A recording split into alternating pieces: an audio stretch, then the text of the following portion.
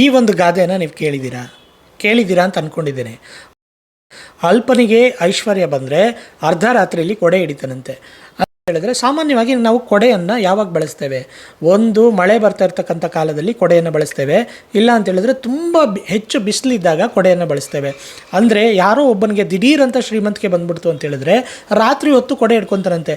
ರಾತ್ರಿ ಹೊತ್ತು ಕೊಡೆ ಹಿಡ್ಕೊಂಡು ಅವನು ಏನನ್ನು ಪ್ರದರ್ಶನ ಮಾಡೋಕ್ಕೆ ಹೋಗ್ತಾನೆ ಅಂತ ಹೇಳಿದ್ರೆ, ನನ್ನ ಬಳಿ ಶ್ರೀಮಂತಿಕೆ ಇದೆ, ನಾನು ಶ್ರೀಮಂತ ಅನ್ನೋದನ್ನು ಪ್ರದರ್ಶನ ಮಾಡೋಕ್ಕೆ ಹೋಗ್ತಾನೆ. ಅಂದರೆ ರಾತ್ರಿ ಹೊತ್ತಲ್ಲಿ ಅಲ್ಲಿ ಯಾವುದೇ ರೀತಿ ಬಿಸಿಲು ಇರೋದಿಲ್ಲ.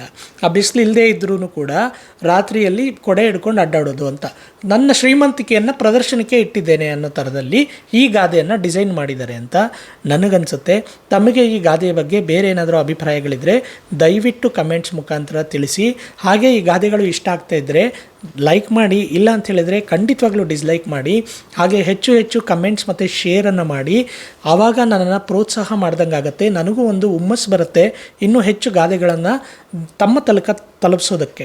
ಹಾಗಿದ್ರೆ ನಾನು ಮತ್ತೆ ಸಿಗ್ತೇನೆ ಹೊಸ ಒಂದು ವಿಡಿಯೋವೊಂದಿಗೆ, ಹೊಸ ಒಂದು ಗಾದೆಯೊಂದಿಗೆ. ಅಲ್ಲಿ ತನಕ ನಮಸ್ಕಾರ.